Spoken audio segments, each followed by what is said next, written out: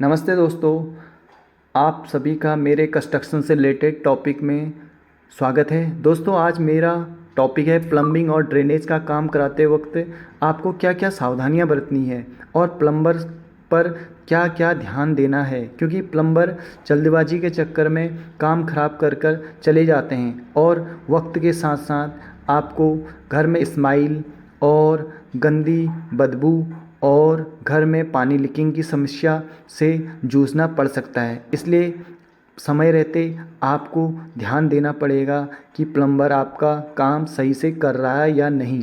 इसमें आपको मैं कुछ पॉइंट बताऊंगा, उनको आप नोट कर लीजिए या आपको ध्यान देना है अपने घर को बनाते वक्त जब यह आप काम ड्रेनेज का और सीवरेज का काम करवा रहे हैं। तो दोस्तों, अगर घर बनाते समय प्लम्बिंग, सीवरेज और ड्रेनेज का काम सही तरीके से नहीं होगा तो बाद में आप काफ़ी समस्या से जूझ सकते हैं। आज मैं आपको बताऊंगा कि प्लम्बर से काम करवाते वक्त आपको किन किन बातों का ध्यान देना है। सबसे पहले आपको प्लानिंग पक्की करनी है। जैसे ही आपको ड्रेनेज का काम या सीवर का काम करवाना है, उससे 5, 6, 10 दिन पहले आपने अपने घर का विज़िट करके पाइपलाइंस कहाँ से आएंगी, कहाँ से ड्रेनेज की पाइपें जाएंगी, कहाँ से आपकी सीवर लाइन की पाइपें जाएंगी, आपके घर के कौन से हिस्से से जाएंगी, यह आपने अवश्य ध्यान देना है। क्योंकि कई ठेकेदार अपना पाइप और पैसा बचाने के चक्कर में सीधे सीधे लाइनों को खोद कर डाल देते हैं, जिसका आपको पता नहीं होता है। और समय के साथ साथ वास्तुशास्त्र और हमारी संस्कृति के हिसाब से कुछ लाइनें हमेशा घर के कमरों से न होकर और हमारे मंदिर के कमरों के नीचे से न होकर सीधे सीधे दाएं बाएं से ही जाई जाती हैं। तो इसका भी आपको ध्यान रखना है, क्योंकि जो प्लम्बरी का काम करता है उसको अपना काम निपटाना होता है और वो जल्दीबाजी में सीधे सीधे काम कर कर निकल जाता है और उसका आपको भविष्य में गलत परिणाम मिलता है। तो फिर आपका जब फर्श, पीसीसी, टाइल्स लग जाएंगी, उसके बाद आप कुछ नहीं कर सकती और आपको सिर्फ पछतावा ही रहेगा। इसलिए इसकी प्लानिंग उतनी ही इम्पोर्टेंट है जितनी कि आपको घर की नींव की खुदाई के वक्त आप प्लानिंग करते हैं। यह एक मुख्य भाग है हमारे घर का। दोस्तों, पाइप कहाँ से जाएंगे, पानी का इनलेट आउटलेट कहाँ होगा, टॉयलेट और किचन के पॉइंट्स कहाँ होंगे, ये सब पहले आप ड्राइंग में फाइनल कर लें।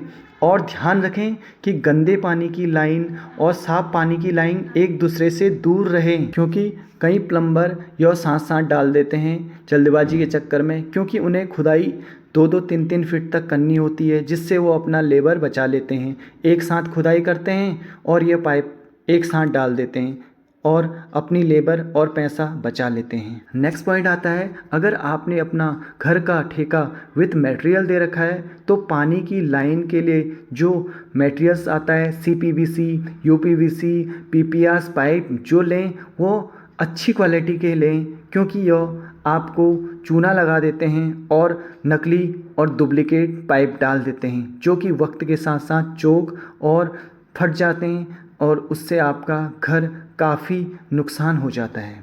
हो सके अगर आपका बजट अच्छा है तो सीवरेज के लिए ISI मार्क वाले ही PVC पाइप और CPVC पाइप का इस्तेमाल करें।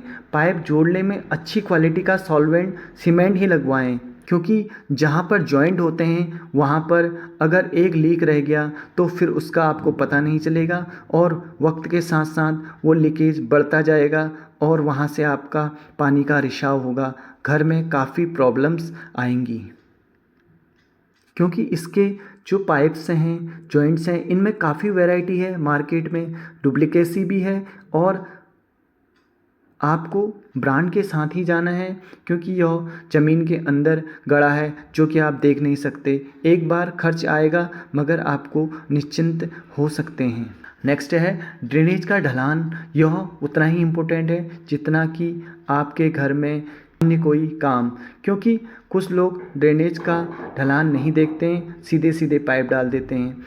इसका ढलान 1% से 2% का ढलान पक्का रखें, यानी कि हर 1 मीटर में 1-2 सेंटीमीटर का फ़र्क होना ज़रूरी है।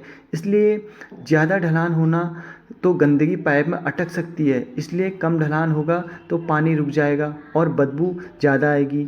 तो आपने ध्यान देना है, न ज़्यादा ढलान रखनी है न कम। 1 मीटर के बाद 1-2 सेंटीमीटर का फ़र्क आना चाहिए। ज़्यादा ढलान में गंदगी रुकती है और पानी निकल जाता है, तो इससे पाइप चौक हो जाता है। हो सके अगर अंडरग्राउंड नीचे की मेन सीवरेज की लाइन है तो वह आप 4 से 6 इंच के बीच में डालें। हो सके 6 इंच की लाइन डलवा सकते हैं अगर बजट है, और नहीं है तो मिनिमम 4 इंच की लाइन तो आप डलवा सकते हैं। सीवरेज की गंदगी और बदबू निकालने के लिए वेंट पाइप ज़रूर रखवाएं। यह छत के ऊपर तक होनी चाहिए। कुछ ठेकेदार इनको मिस कर देते हैं, मगर आपने पक्का करवाना है। आपको लीकेज टेस्ट पक्का करवाना है। पाइप फिटिंग के बाद पानी भरकर या एयर प्रेशर से चेक कर यह काम करवाएं, और आप उसके ढलान को भी चेक कर सकते हैं, किस ढलान में पानी जा रहा है वो भी अवश्य चेक कराएं। उसके बाद ही आपने उसको पीसीसी से भराई करनी है।